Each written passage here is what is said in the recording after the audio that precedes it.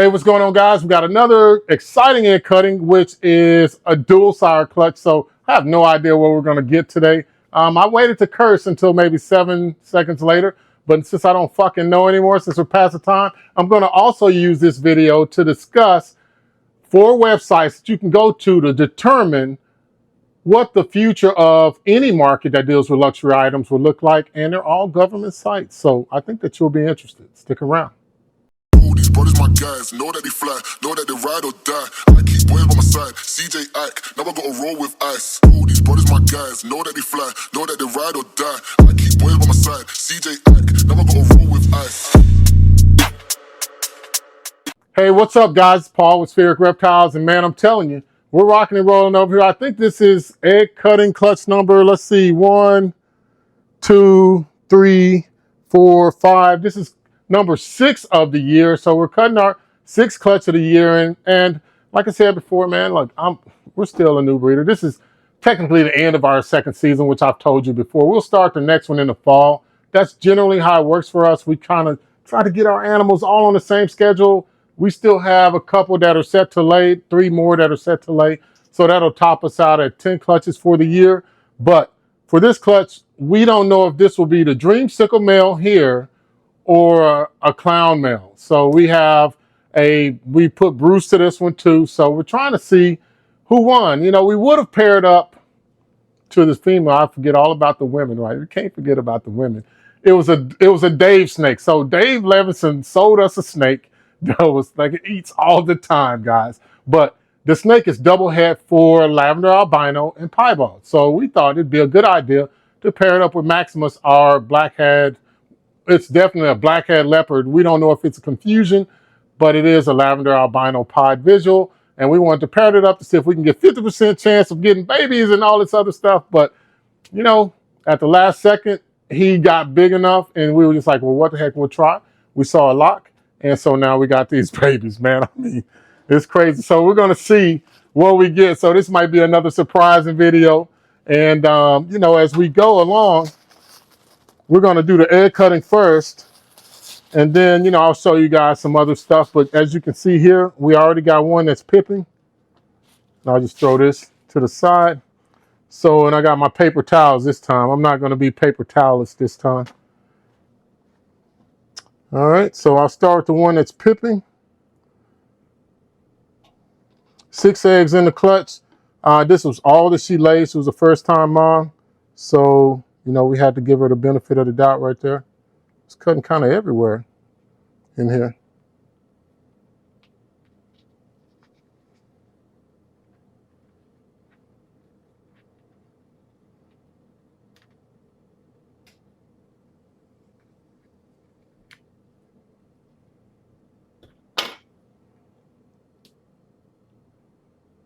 Well, so this one, it looks like the male was the Batman because this came out as a leopard spot nose. It looks like a leopard spot nose. A little bit, right, babe? You can definitely see the spot nose on the top. It looks like, so these have a chance to be triple heads, guys. So, and that's just from looking at the first one, to be a triple head for clown, lavender, albino, and pied. So I'm going to set this one to the side, which is still good news because that's ultimately where we wanted to go. But we really wanted to try to get some visual lavender albino pieds or dreamsicles right now, even though our end goal was to make these. But this will help get us there, and having, especially if this one, which we see as spot nose, but if it can prove out to also have leopard in it, that will give us a little bit better animal at the end goal, so we can make some Batman grails, which would be cool too. I mean, but it would take a little while to get those right. But let me go on to the next one. I went back to these scissors because they seem like they're better as far as cutting.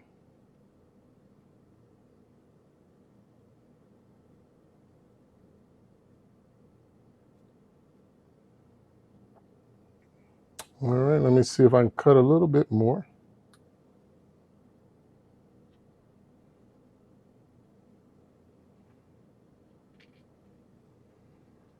And I used to be scared when I was cutting these, but the scissors are like pushing against the shell And then this one, it looks like we have another. Wow, that's cool. 2 spot noses in a row. So, man, I'm telling you, Bruce Almighty. You feel me? Batman is going to town.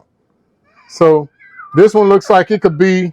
This one looks more like a leopard spot nose, but of course I'll have to wait on both of these to get out. But we definitely have 2 spot nose head clowns that are pos head for lavender and albino pied. So I don't know why I keep saying lavender and albino. Just say lavender pied, right? So you see what I'm saying? I mean, every time I get some unexpected results, it flabbergasts me, man. I mean, that's the best word I can come up with is flabbergast. Maybe you got a better word, but yeah, so I'm flabbergasted. But anyway, I'm gonna start saying lavender pied. I'm gonna try to stick to that. You gonna hold me to it, baby? I'll try. All right. So now let's go to the third one. It's the big one. Yeah, this is a big one.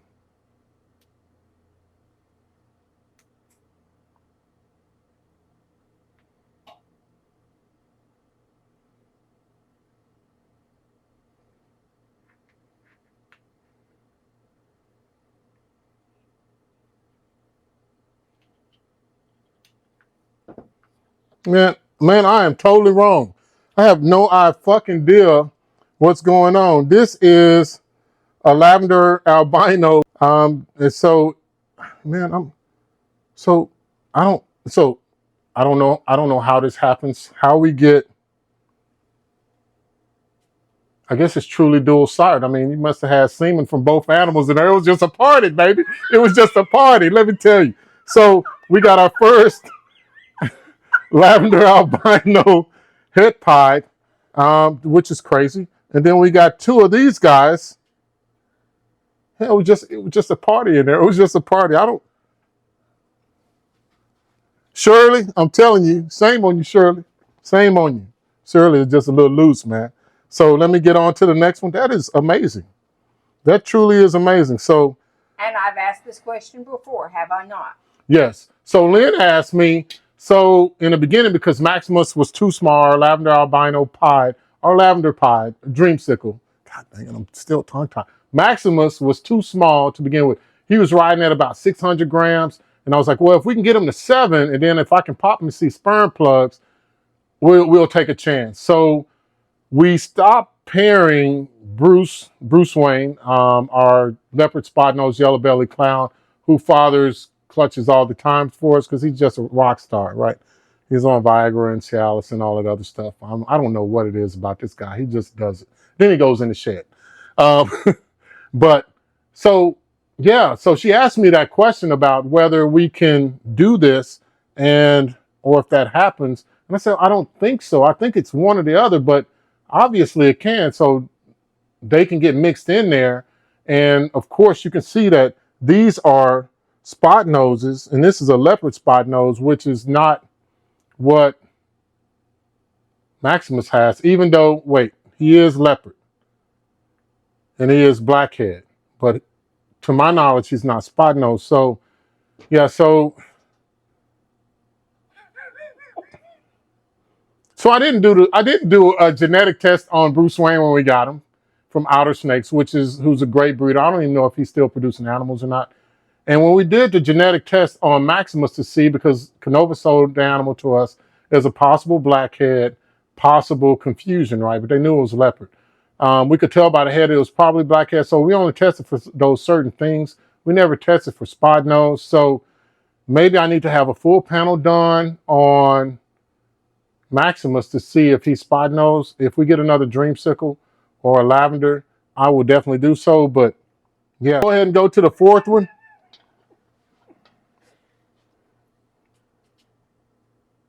Man, I really wanted to talk to y'all about some economic stuff, but you know, and I still might. It just depends on how fast I can get through with this video. You mad scientist. You just. Yeah, this is just absolutely crazy. Breaking all the rules. Yep. So this one looks kind of like a leopard in there. Not sure, but definitely can put that back down. So yeah, this will be a clutch that I will have to genetic test 100% of the animals just to see what they are completely. Luckily, they have full panel tests for all of these as I'm dripping the pimp egg juice in there. You.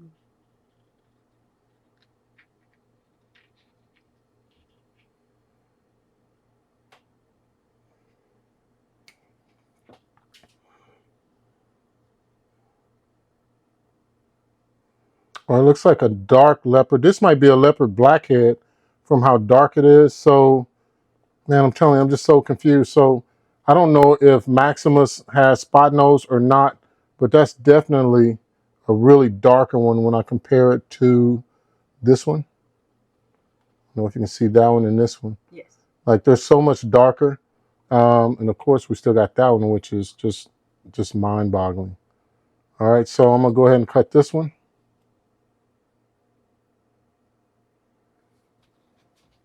And I'm telling you, this is just so crazy.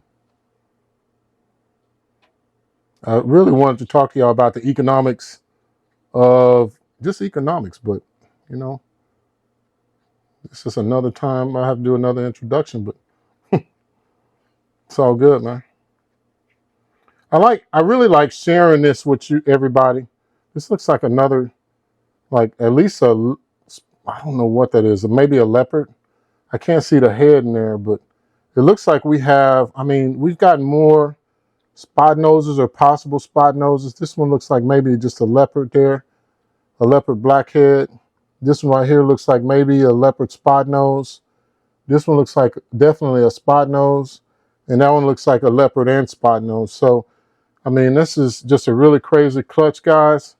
We got one lavender albino. I would assume that he's het pied as well. This is really incredible, guys. I mean, this is part of the thrill, I think, that we get when we breed anything, but in particular with ball pythons, because there's so many different pattern morphs. When we breed them in captivity, it seems like we would know more about what we're doing. But even that, in just specifically breeding for all the genes that we have, it's still in its infancy, right? So we're still unlocking new combinations with new looks and everything else, just like when we breed anything else, right? But yeah, this is pretty amazing, a pretty amazing clutch. But I am going to run over these things, guys, with you real quick. I just want you to look here. I'm just going to tell you where you can go, because inevitably we make these animals, right? And we need to know if we need to do more online sales or if we need to do more shows, right? So typically speaking, when there's a global or a national recession, or interest rates are high, or unemployment's very high, or consumer spending is down, online sales typically don't do well for luxury items, right? With the exception of those things that are extremely rare. So you still see, those top expensive homes selling, because that's to a different market. You see those very rare expensive cars selling. But if we look at the regular cars and the regular homes, we see those things start to drop. So the first place is the Bureau of Economic Analysis, or the BEA.gov. And you can go there and you can see everything from personal income, like how much people are actually making, and also you can see consumer spending. And I have it on the screen right now.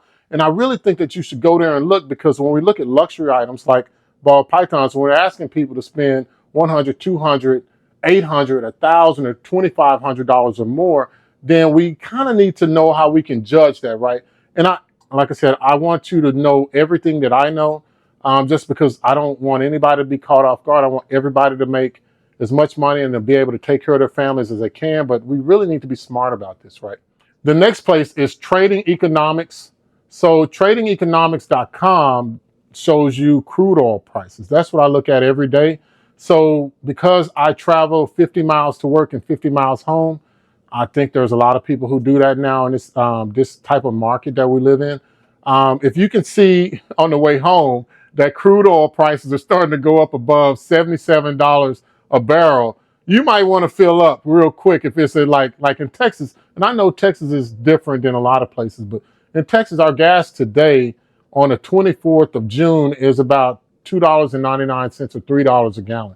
I know that's cheap depending on where you live. If you live in California, if you live up in Pennsylvania or somewhere else, I know it's higher, but it's still, the more that price per barrel goes up, the more it's going to cost. So that means if people are paying more at the pump, And then if you go to the Bureau of Economic Analysis and you see that, hey, the consumer spending is down, personal income is down because they're spending more on gas and all these other things, then we might want to tailor what we do towards the demographic and the customer at the level that they are.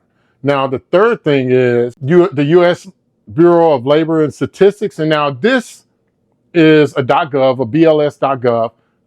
You can go there and you can see how your local economy is doing. In fact, it lets you look at such things like you see on the screen. So you can look at your particular area. So we live in the Dallas-Fort Worth Metroplex. So we can look specifically at the Dallas-Fort Worth Metroplex and we can see exactly what spending is like and the labor, unemployment and things like that look like in our area. But you can also look at your specific state from this same site so that you can see that if you live in a state and God forbid that you will get to 10% unemployment, then you would know that, hey, we're probably not going to sell a lot of snakes.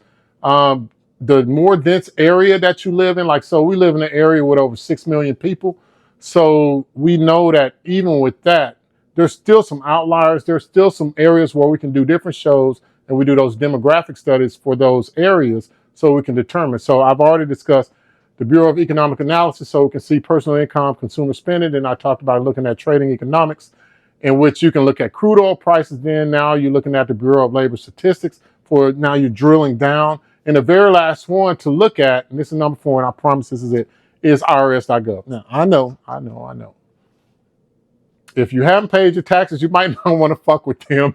I mean, I'm just kidding. But you can look at the IRS page and you can see it on the side, and it gives interest rates per quarter. And so the very first thing up top is non-corporate, and you can see that it's around 7% for this first quarter. And you can see that if on this side, you can go backwards and you can go forward. So you can go back and roll back to COVID time and see what the interest rates were there, which we know that they were very low. People were refinancing their homes for 3% and doing all this other stuff, getting cars at 0% for 48 months. But what you can see here is that if interest rates go up, then you have less money to pay for the $5 sticker shock on gas. When in the crude oil, the barrels go up to $100 per barrel. Then if consumer spend is down, but either way, guys, just to transition this back to making snakes, which I want to show you these babies again before I put them in the incubator for them to come out as I talk. They're so beautiful, but at the end of the day, you remember we got to make these babies as if we're not going to sell them at all, right? So, and that's just the thing, is that Lynn and I constantly talk about,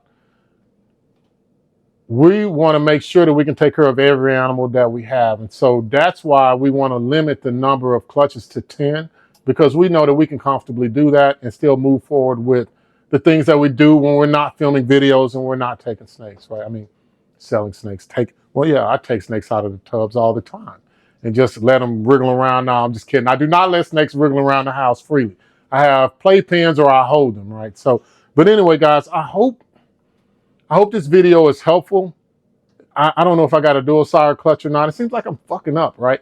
I know how to prepare them and make whoopee and incubate them and stuff like that, but sometimes I think that's one of the bumps and bruises you make as a new breeder. You're going to pair things up and think that, hey, I got a better pairing. Take him out, put him in, and, you know, she's going to be like, well, I didn't notice a difference. That's so crazy. I'm sorry, guys. I'm sorry. But anyway, this is fun. We're definitely living the dream. I never thought that I would be able to do this again on this scale or be with someone that was so supportive of me doing this. And so I enjoy this. I love her. And I just thank you guys. Please like, comment, and subscribe to the video. But like I always say, enjoy that time that you spend with your reptiles and love the family that you have. Thank you.